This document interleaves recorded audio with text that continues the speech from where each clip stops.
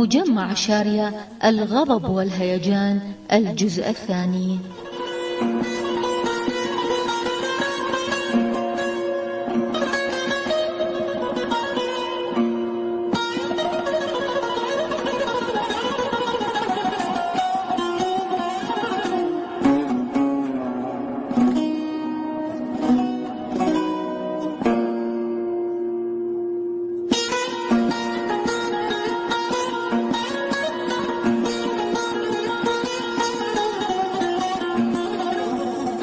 قرية خرشنية واحدة من هذه القرى التي يتكون منها مجمع شارية، لها تاريخها وعاداتها وشخوصها وأعيادها ومزاراتها الدينية. وتقع القرية القديمة إلى الجنوب من مجمع شارية حاليا. قرية خرشني قرية بالجهة الشمالية بسفح جبل، من جبل داكان أو جبل شيخ عنزرود. هاي القرية يعني من زمان تأسست، ما أعرف تاريخ إيش وقت، بس يدل على الخير، خير شنا يعني الخير متوفر به. قبل كانوا على راس جبل شيخ عنزرود يسمونه بدرا صدقي، جبل شيخ عنزرود كان يسمونه. وجبل يعني خرشنة هي قرية كان عندهم عين واحد بس مال ماي، وهذا العين همنا إذا صار مجال تقدرون تشوفوه. والمزارات الموجودة بخرشنة بيرافات وعفد الرش واستيامامي وشيخ عنزرود بالجبل. الشيخ عنزرود يعتبر مو لخرشنة بحدها، لخرشنة وقريبان ركافة كبرتو داكا. هذين كل القرى كانوا يجيبون يعني يشتركون بالمراسم مع الطوافة الشيخ عنزرود، طواف رسمي مالهم مع الشيخ عنزرود.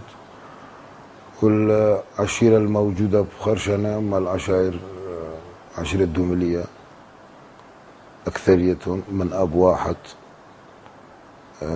والمجيورية موجودين، وأني من ضمن المجيورية الموجودين بخرشنة.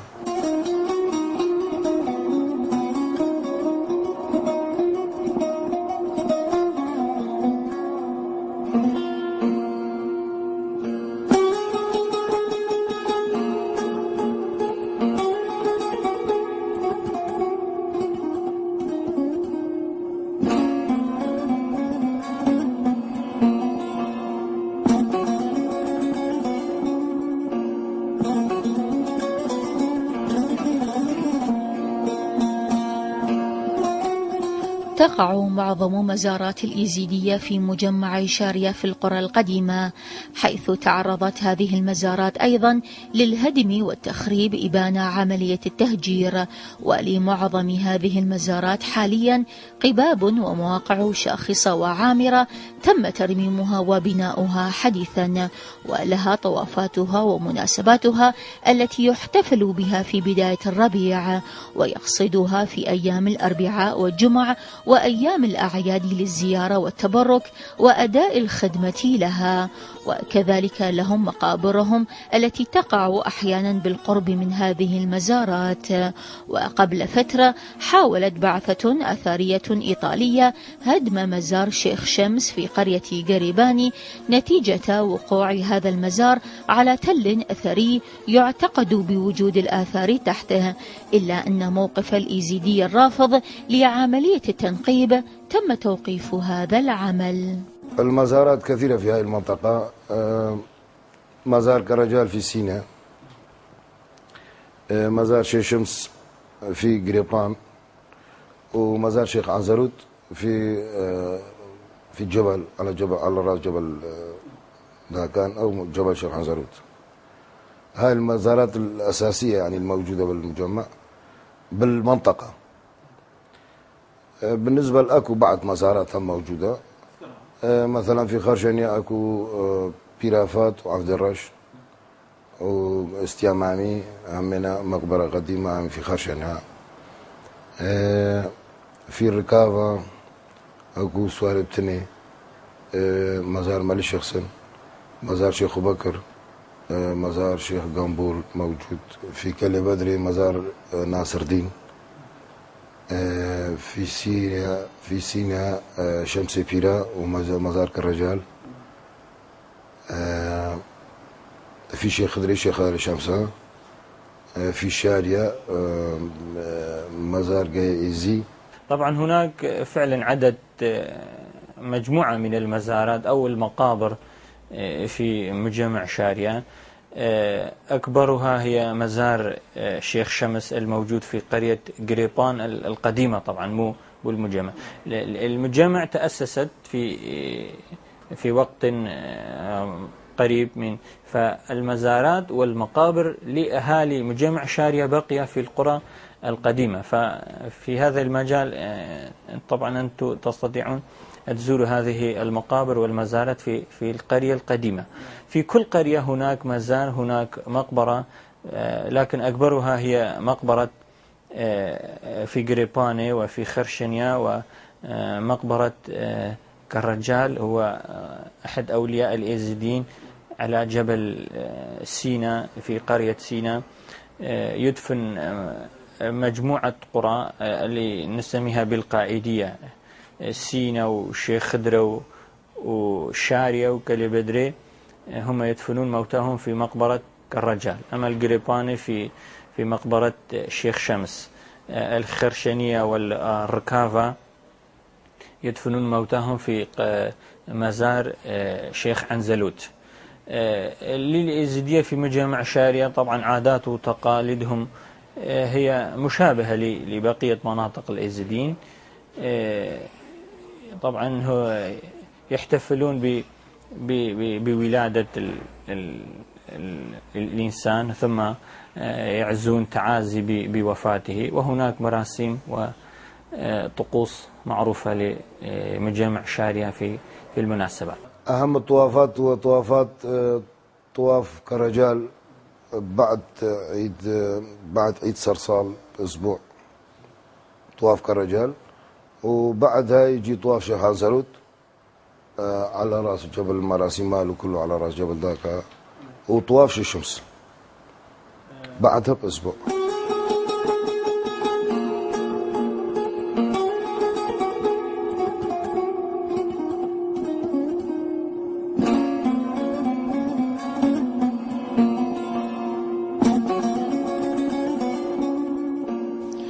توجد في المنطقة عدة معالم آثارية، ومنها قلعة بدر التي تقع في قرية قلي بدر في جبل بيروزافا شمال المجمع، وكذلك آثار أخرى في قرية سينا التي تقع إلى الشرق من المجمع لم تعرف إلى أي عصر تعود، كون لم تجري فيها أي أعمال تنقيب.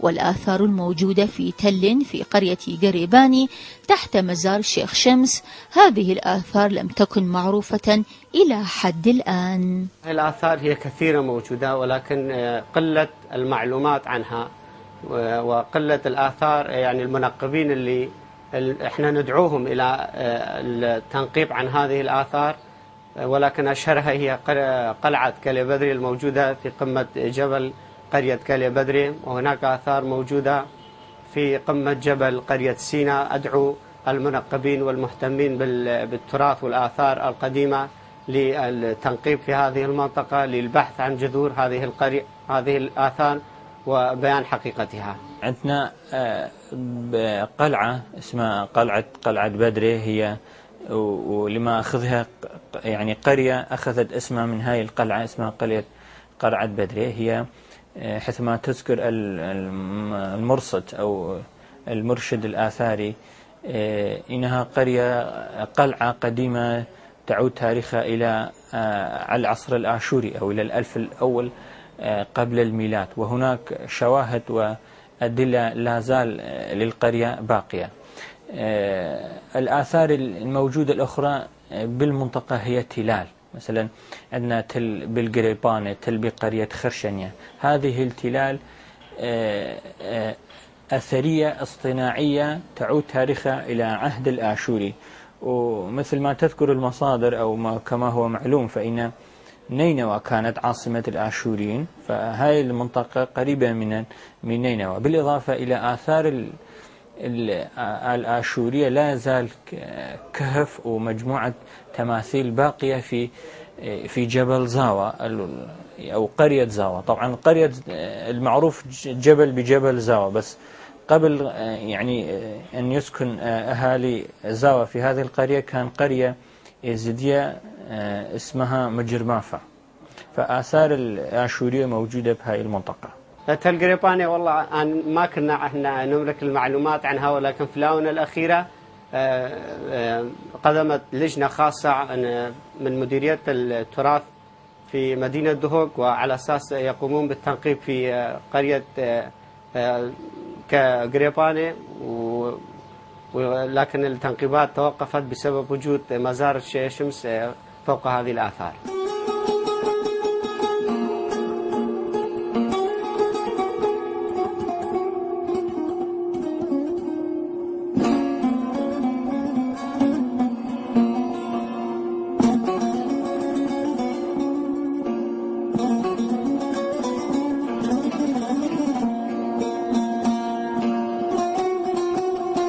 يتكون مجمع شارية من عدة عشائر إيزيدية مختلفة عن بعضها البعض، إلا أن هذه العشائر كانوا متعايشين مع بعضهم البعض، وبينهم علاقات وأواصر عديدة ومصاهرات، ويسكنوا قرى مجاورة. وحتى بعد تهجير للمجمع لم تحدث بينهم أي مشكلة أو حادثة، بل ازدادت أواصر التعاون نتيجة معرفة بعضهم البعض مسبقا، ويهددهم عدو واحد ومصير مشترك. ولكل قرية هيئة اختيارية تتكون من مجموعة من الناس المعروفين يقومون بإدارة شؤون قريتهم في الأفراح والأحزان. الحمد لله احنا كلنا يعني ابناء منطقة واحدة، يعني قبل ما احنا نصير مجمع عمينا هم كنا نعرف بعض، واحد يعرف الثاني، و يعني من الاختيارية والوجهاء الموجودين موجودين كانوا، والاحترام متواجد، والف الحمد لله يعني كلش زين. هنا اكو حديث يعني دائما يتبادر الى الذهن عند الحديث عن واقع شارية الاجتماعي. قبل ما يصبح مجمع، القرى كانت متقاربة من بعضها، كانت متجاورة لبعضها، كان هناك اختلاط اجتماعي، كان هناك تزاوج، كان هناك مصاهرة، كان هناك مشاركة في المناسبات، في الأعراس، في المناسبات الدينية، في الأعياد. ولذلك عندما أصبحوا في مجمع سكني، صحيح أن المجمع أول مرة كان مسألة فرض وقسري، ولكنه تأقلموا مع الأمر بسرعة. تلاحظ أنه في كل قرية هناك نساء متزوجات، هناك تزاوج، هناك مصاهرة مجددا، هناك تنمية علاقات اجتماعية. هناك أمر مهم أنه في شارية يعني أكثر من 1200 1300 عائلة، الأغلبية تعرف بعضها البعض، يعني بهذا دليل أنه هناك تواصل فيما بينهم. الأغلبية تشارك بعضها البعض همومها، أفراحها وأتراحها.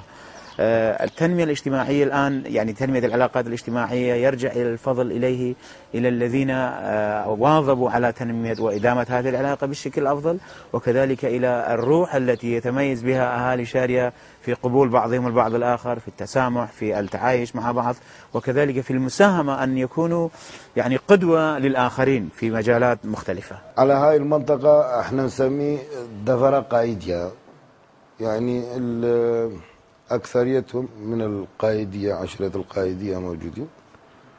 احنا كلنا نعتبر يعني أخوة كلنا بيناتنا، ماكو فرق بين هاي العاشرة وهاي العاشرة. ألف الحمد لله هاي العشائرية بشارية يعني ما موجودة، بس يعني احنا نسميه دفرة قايدية، بس بي عشائر همينا، بي عشائر دوملية، بي خالتية، بي يعني دنا.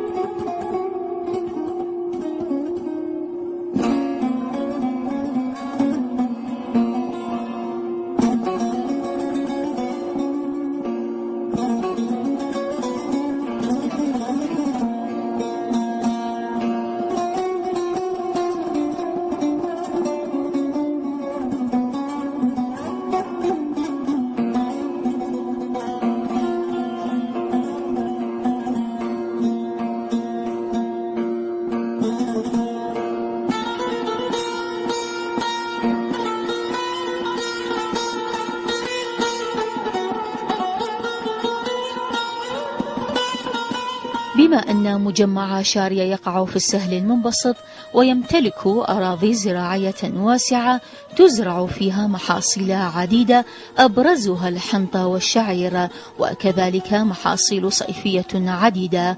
وكانت المنطقة تتميز بتربية المواشي وخاصة الأغنام والماعز، نتيجة وقوع المنطقة بالقرب من حافات الجبل والتلال التي توفر مراعي جيدة لهذه المواشي. وبعد توجه الناس للمدارس وحصولهم على شهادات علمية مكنتهم من التعيين في الوظائف الحكومية، توجه الناس للسلك الحكومي والاعتماد على الرواتب في معيشتهم، بالإضافة إلى الزراعة وتربية الحيوانات والعمل التجاري والحر. أهالي مجمع شارية قبل في الفترة الماضية أو عندما كانوا يسكنون في القرى قبل المجمع كان بالدرجة الأولى والرئيسية تعتمد على زراعة وتربية الحيوانات. هناك سهول واسعة تحيط بالمجمع شارية وتابعة لكل هذه القرى لأهالي مجمع شارية. كانوا يزرعون مختلف المحاصيل، الشعير والقمح كان محصول رئيسي، بالإضافة إلى مصادر المياه. والشارية مشهورة بوجود ينابيع. طبعا هسه يعني في الوقت الحاضر انجفت معظم هذه الينابيع، بس في الماضي كان مصدر رئيسي لإرواء هذه المحاصيل. في الوقت الحاضر أو كمجمع بالدرجة الرئيسية تعتمد على على الحياة الوظيفية وعلى الرواتب. هناك مجموع غير قليل من تدريسين، من موظفين، من قوات الأمن، يعني تعتمد معظمها على الرواتب والوظائف الحكومية. المنطقة مالتنا يعتبر منطقة زراعية، يعني كانوا يعتمدون على الزراعة ويعتمدون على تربية الحيوانات همينة.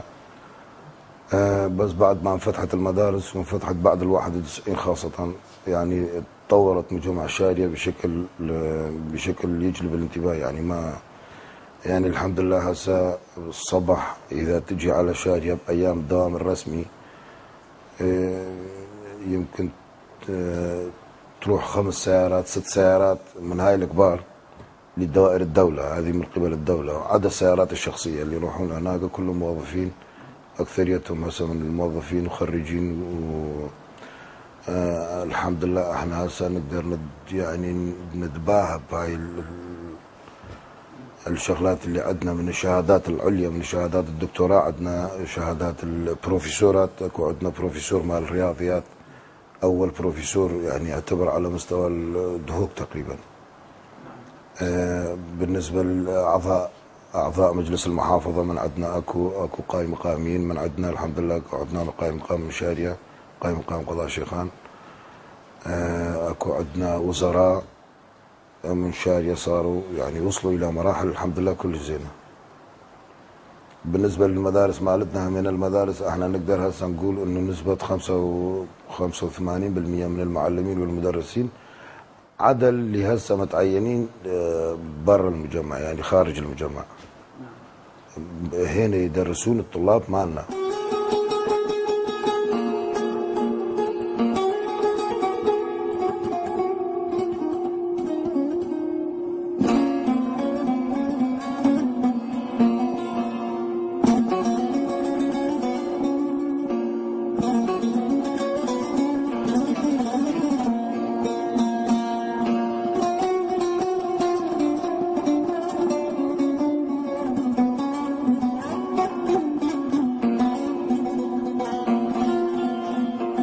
وتجاور مجمع شارية عدة قرى وبلدات مسيحية ومسلمة، إلا أن أهل المجمع استطاعوا أن يجدوا لهم علاقات حسن الجوار مع جيرانهم، وأن يقيموا علاقات طيبة معهم على أساس الاحترام المتبادل بينهم، ويشاركون بعضهم البعض في أفراحهم وأحزانهم.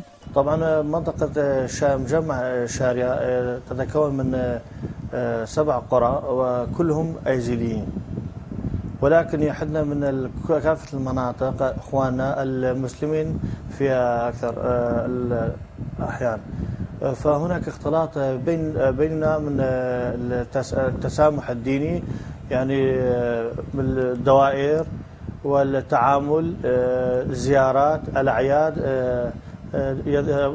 نذهب إلى أعيادهم ويأتون إلى أعيادنا، وفي كل مراسم لا يوجد أي مشاكل بيننا أي أخواننا المسلمين. والله الحمد لله يعني تعايش سلمي بيناتنا. يعني اكو عندنا مثلا هاي القرى تل خشف، كان يقولون صالاي، هاي كله قريبة علينا ومن الأخوة المسلمين الأكراد المسلمين، ماكو بيناتنا كل شيء. يعني احنا مثل أخوة. اكو هنا بفايدة عشائر من موجودة منطقة فايدة هم قبل، يعني من زمان احنا متفايد.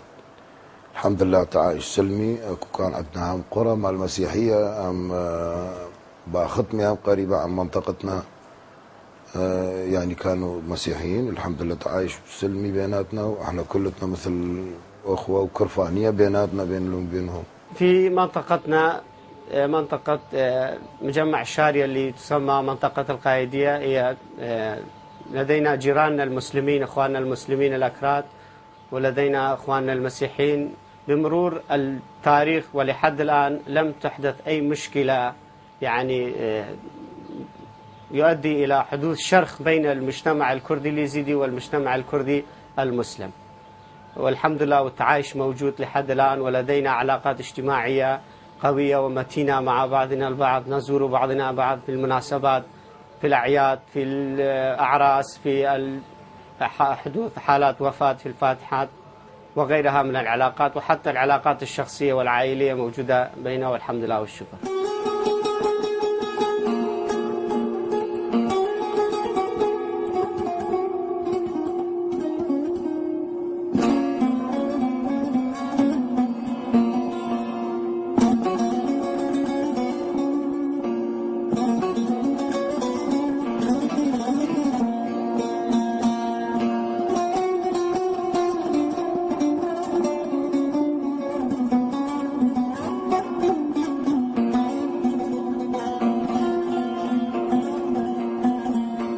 وكبقية القرى الإيزيدية كان للمرأة دور بارز ومهم في حياة العائلة الإيزيدية من ناحية تربية الأطفال والقيام بالواجبات المنزلية ومشاركة الرجل في الحقل وتربية المواشي. أما اليوم وبعد دخولها معترك الحياة وحصولها على شهادة علمية، استطاعت المرأة أن تجد لنفسها مكانة أخرى، حيث انخرطت في سلك التعليم والصحة والوظيفة، وتلعب دورا مهما وقياديا في العديد من الأعمال. نجد منهن من تولت مناصب أو وظائف كانت سابقا حكرا على الرجل، ومنها ضابط شرطة ومحامية وصحفية. بصراحة يعني سابقا كان دور المرأة فقط مقصر في تربية الأطفال والاهتمام بشؤون البيت، بالإضافة إلى مساعدة الرجل أحيانا في الزراعة وأحيانا تربية المواشي. كان مقصر فقط في هذه النواحي. بعد 91 يعني تغير الوضع، بالأخص إذا يعني ركز على يعني مجمع الشارية. الأفكار تغيرت، الوضع تغير. الآن نشوف يعني مثلا كثير من العوائل تحاول ترسل يعني بناتها المدارس، تشجعها أكثر، بس هذا لا يعني أنه هناك تقصير. يعني ظلت المرأة لحد الآن تعاني. يعني صحيح يعني هناك كثير من يعني تقريبا نقول في مجمع شاري 50% من النساء يعني دارسات واصلين مرحلة، بس هناك أكو تقصير، أكو معاناة، المرأة ما زالت تعاني. يعني هنا أنا أوجه يعني أو أناشد بالأحرى المراكز الثقافية في مجمع شارية كمركز لالش الثقافي أنه يكثف الدورات أكثر، أنه يحاول يكثف الدورات للأهالي وللشباب أيضا، أنه يحاول يوعي الناس على أهمية وضرورة أنه المرأة يكون لها دور بالمجتمع، لأن المرأة نصف المجتمع. نقدر نقول أكو هناك مؤشر إيجابي حاليا. يعني مثلا نقول أول مجموعة من النساء أو أول مجموعة من البنات اللي قدروا يصعدون على خشبة المسرح كان في مجمع شارية، والآن فرقة شارية الفنية اللي تبدعنا بإبداعاتها. مثلا أكو من ناحية الثقافة أيضا هناك يعني أكو مبادرات يعني ولو خجولة، بس يعني في مجال الإعلام ده تبدي يعني، بس يعني هم أكو هناك تقصير يعني. احيانا كثير من النساء عندها طاقات، عندها ابداعات، بس الاهل او المجتمع او البيئه ما توفر لها ذاك الجو اللي يعني تساعدها انه تنمي هذه القدرات، انه تقدر تبرزها اكثر. يعني نقدر نقول مجمع شارية افضل من بقيه المجمعات اليزيديه، بس هم اكو هناك اركز يعني اقول اكو هناك تقصير. يعني نطلب المزيد، يعني نطلب المزيد، انه نطلب من الاهالي انه يشجعون البنات اكثر، انه يدعموهم اكثر حتى يبرزون هذه الطاقات. وفي ختام هذه الحلقة تبقون أعزائي مشاهدي قناة عشتار وبرنامج نافذة إيزيدية مع هدية البرنامج وأغنية للفنان فرست غزالي. جبرت يار أبدل نازك شاريا تدين كريم تأزبر دام جولوجيا جبرت يار أبدل نازك شاريا تدين كريم تأزبر دام جولوجيا أسني ظالم دكنجي مهيبيا أسني ظالم دكنجي مهيبيا أبيناتي أسفر كرمه بان هالبستاي هلام في روح الخصم قبرو در بستاي دهش يار بیم گر بدین ایک هر دو دستای هر دو دستای دهش یار بیم گر بدین ایک هر دو دستای هر دو دستای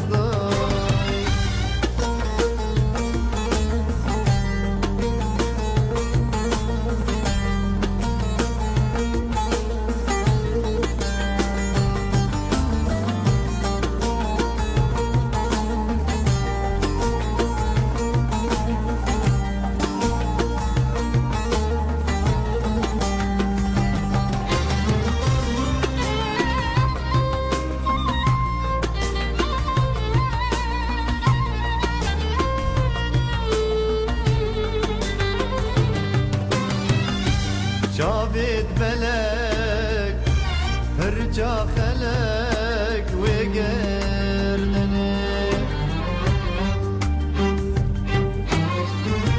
کرمه حزره تدید نات